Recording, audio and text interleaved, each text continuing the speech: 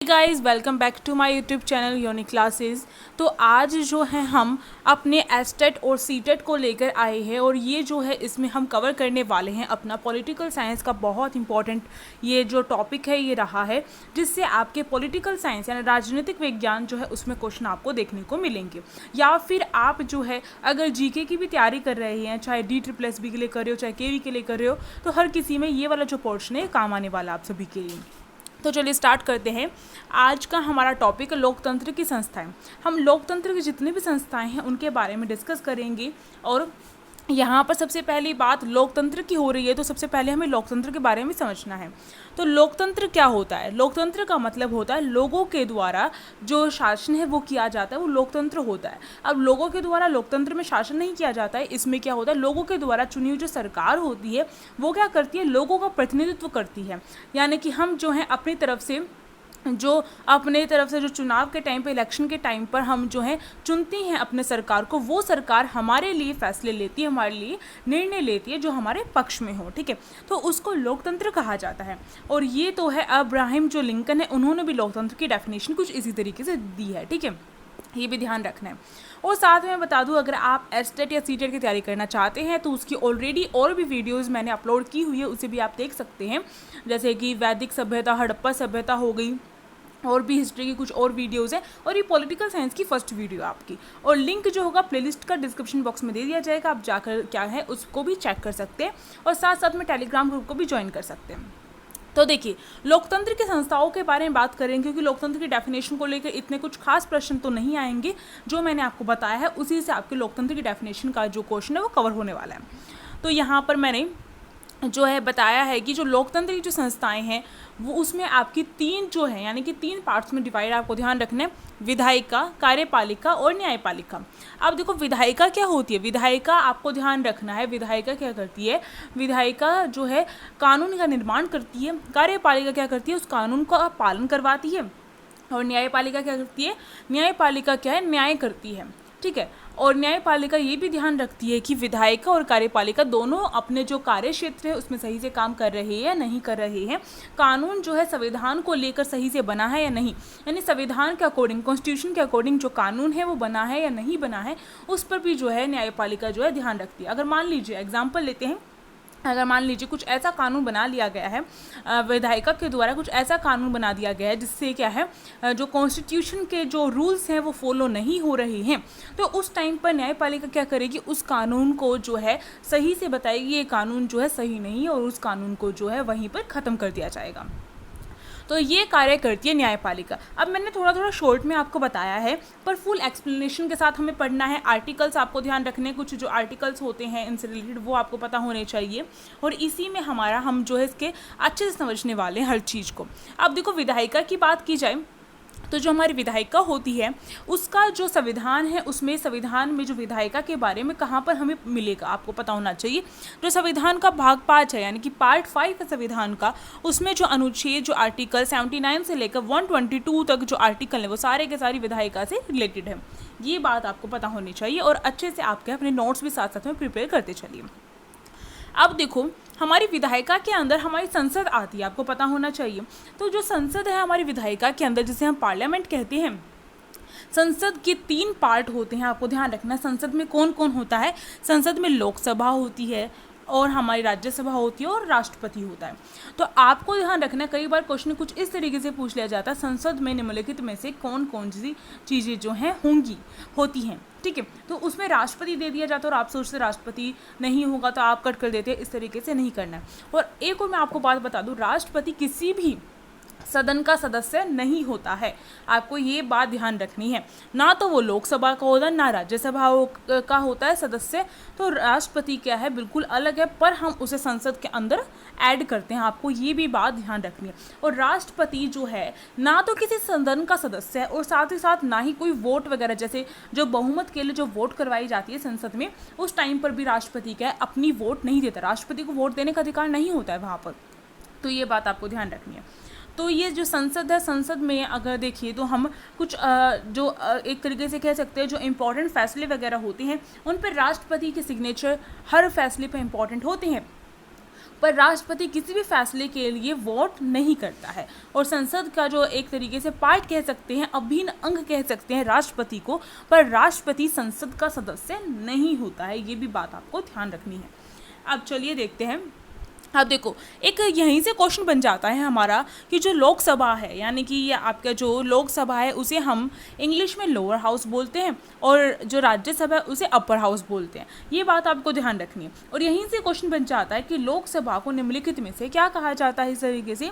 और या फिर कथन के भी आपके क्वेश्चन आते हैं, तो उसमें हम कंफ्यूज हो जाते हैं कि लोकसभा, वैसे तो देखी जाए तो लोकसभा जो मेन होती है और ऊपरी सदन हम कह सकते हैं। लोकसभा ऊपरी सदन हम मानते हैं कि वो मेन है इसलिए वो ऊपरी सदन होंगी, पर बिल्कुल भी नहीं, इसका अपोजिट है लोकसभा। आपको ध्यान रखना है, लोकसभा निचली सदन होती है, लोअर हाउस कहलाई जाती है, ठीक है।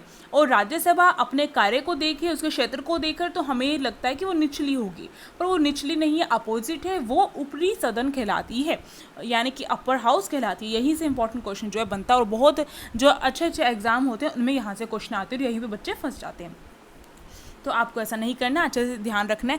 आप इस तरीके से भी ध्यान रख सकते हैं, लोक जो है इस तरीके से लोक लिखा जाता है और एल से स्टार्ट होता है, और ये लोअर हाउस एल से स्टार्ट होता है, इस तरीके से आप कर सकते हैं, ठीक है। तो ये जो है हमने देखा थोड़ा मोटा मोटा संसद के बारे में।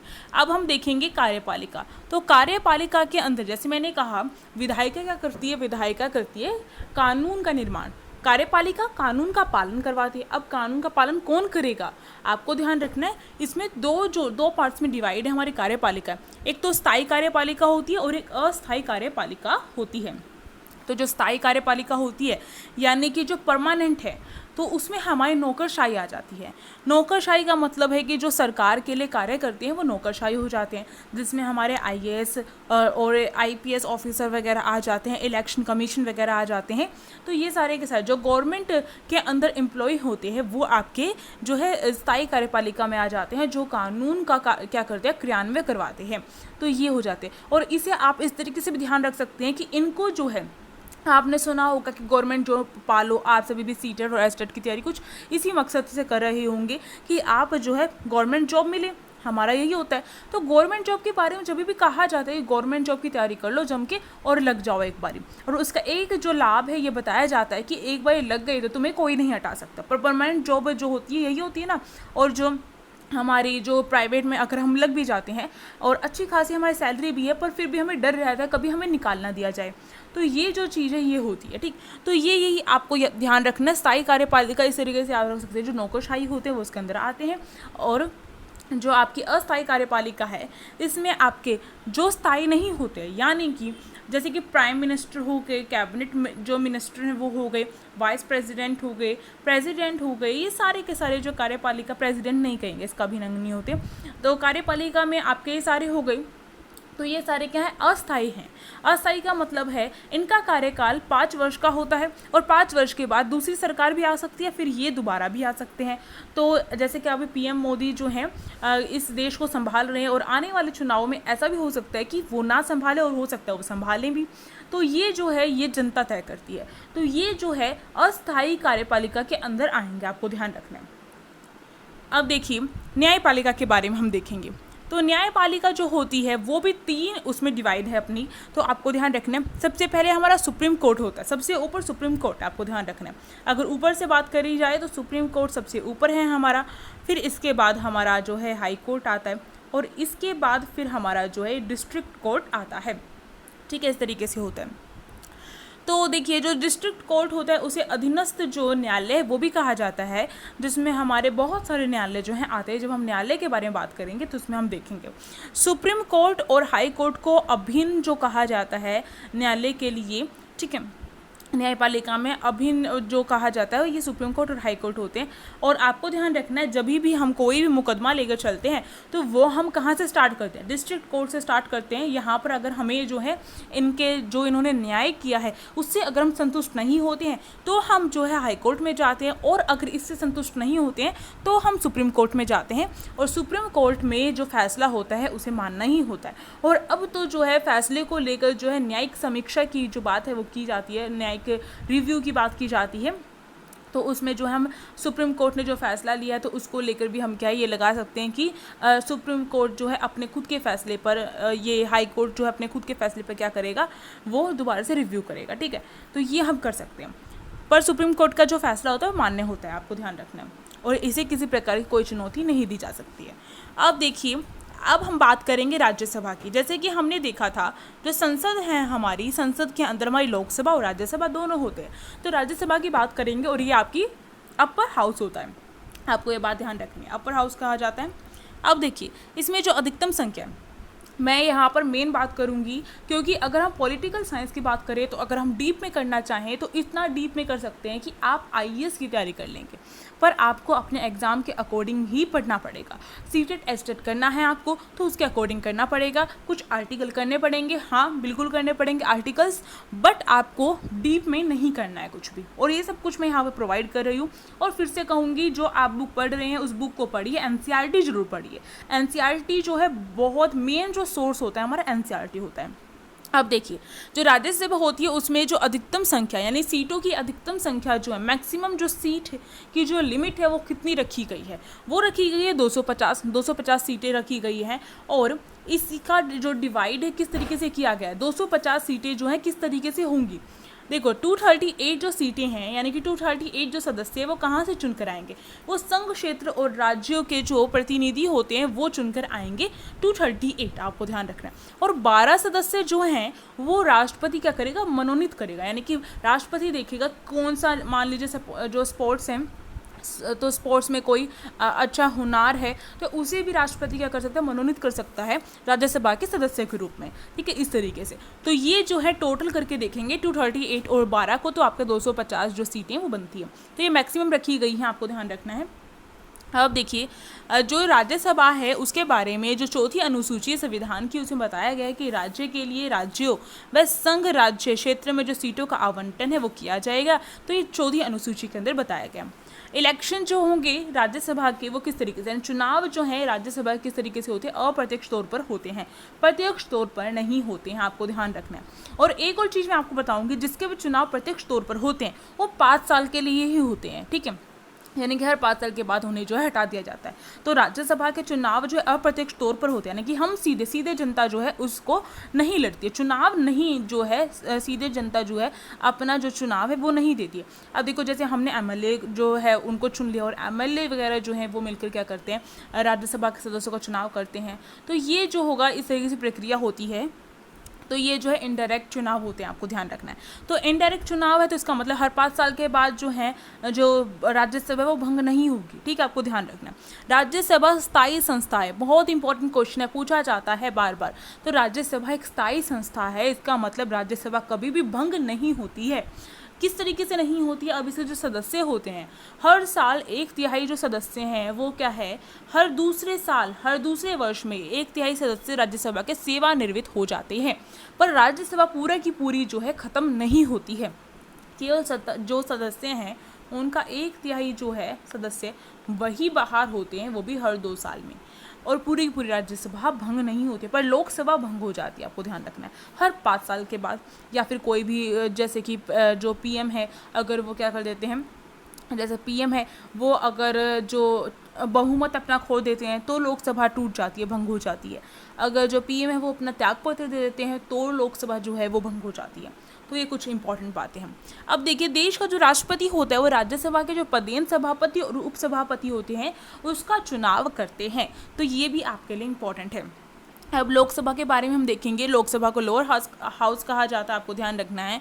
और इसमें अधिकतम सीटें कितनी है, अधिकतम संख्या में सीटें कितनी है, 552 जो सीटें इसकी है। इसका जो डिवीज़न किस तरीके से किया गया है, 530 जो राज्यों के जो प्रतिनिधि हैं वो आएंगे, यानी कि राज्यों से जो प्रतिनिधि हैं वो 530 आएंगे।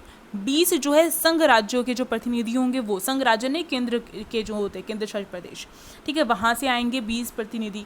राष्ट्रपति क्या करता था पहले, राष्ट्रपति 2 जो एंग्लो इंडियन हैं उनको जो है मनोनीत करते थे, ठीक है, जैसे कि राज्यसभा में हमने 12 देखे थे पर लोकसभा में 2, ठीक है। इस तरीके से ध्यान रखना है। पर बीच में हमें ये आया था कि जो राष्ट्रपति है, जो ये दो मनोनीत करते थे एंग्लो इंडियन, इन्हें जो है बंद कर दिया गया एक संशोधन के तहत। अब वो हुआ या नहीं हुआ पूरी तरीके से ये मुझे नहीं पता है, पर ये कौन से संशोधन के तहत कहा गया आपको ध्यान रखना है। 126वां जो संविधान संशोधन है उसके तहत ये कहा गया कि राष्ट्रपति जो एंग्लो इंडियन है, जो ये पद जो लोकसभा के सदस्य चुनता था राष्ट्रपति, उसे जो है अब हटा दिया गया है। ठीक है, तो ये आपको ध्यान रखना है। अब देखिए, लोकसभा जैसे कि राज्यसभा स्थायी संस्था थी, तो लोकसभा अस्थायी संस्था, यानी कि हर 5 वर्ष के बाद जो है लोकसभा भंग हो जाते हैं, और जैसे मैंने बताया कुछ ऐसी कंडीशन हो सकती है जिसकी वजह से लोकसभा भंग हो जाए। अब देखिए, इसकी अवधि 5 वर्ष की, जैसे मैंने आपको बता दिया। अध्यक्ष का चुनाव किस तरीके से होता है लोकसभा का, आपको पता होगा। जो पहली बैठक होती है, नहीं पता तो आप पता चल जाएगा, लोकसभा की पहली जो बैठक होती है उसी में क्या होता है, अध्यक्ष का चुनाव हो जाता है। और अध्यक्ष का चुनाव कैसे होता है, उस पहली बैठक में जितने सदस्य होते हैं उनमें से जो अपना जो हेड जो बताते हैं, यानी कि जो भी पार्टी बहुमत से जीत कर आई है उसका जो नेता होता है, उस पार्टी का जो नेता होता है वही अध्यक्ष का जो है वो रहता है। ठीक है, आपको ध्यान रखना है। पहली बैठक के बाद जो उपस्थित सदस्य हैं उनके बीच से जो है अध्यक्ष का चुनाव किया जाता है, आपको ध्यान रखना है। अब देखिए, प्रेसिडेंट जो है, प्रेसिडेंट के बारे में अब हम देखेंगे। प्रेसिडेंट जो है उसमें यानी कि राष्ट्रपति, इनके बारे में अब हम देखने वाले हैं। और राष्ट्रपति के बारे में आज हम नहीं देखेंगे, क्योंकि वीडियो ज़्यादा लंबी हो जाएगी और राष्ट्रपति के बारे में बहुत कुछ हमें पढ़ना है, इसलिए वीडियो काफ़ी लंबी हो सकती है। तो इसलिए नेक्स्ट वीडियो में ही ठीक रहेगा राष्ट्रपति के लिए। और अगर ये वीडियो अच्छी लगी आपको तो लाइक कर सकते हो, शेयर कर सकते हो, और कमेंट करके ज़रूर बताना है आपको कैसी लगी है ये वीडियो, आपको क्या ये वीडियो आपके लिए हेल्पफुल थी या नहीं थी। और साथ साथ में जो है आप क्या करेंगे, टेलीग्राम ग्रुप को ज्वाइन कर लेंगे, प्लेलिस्ट को चेक करेंगे और पहले की वीडियोस को भी देखेंगे, और साथ साथ में जो प्रीवियस ईयर क्वेश्चन जो है आपके करवाए जाते हैं उनको भी कवर करेंगे। इससे आपका क्या है, बहुत सारी चीज़ें कवर होती चली जाएंगी। अब तैयारी करवाने की जिम्मेदारी मेरी है, तो तैयारी करने की जिम्मेदारी भी आपकी होनी चाहिए। तो पढ़ते रहिए, क्योंकि बार बार बोलने से आपके दिमाग में बैठेगा कि आपको पढ़ना है, तो पढ़ते रहिए। ठीक है, thank you for watching this video.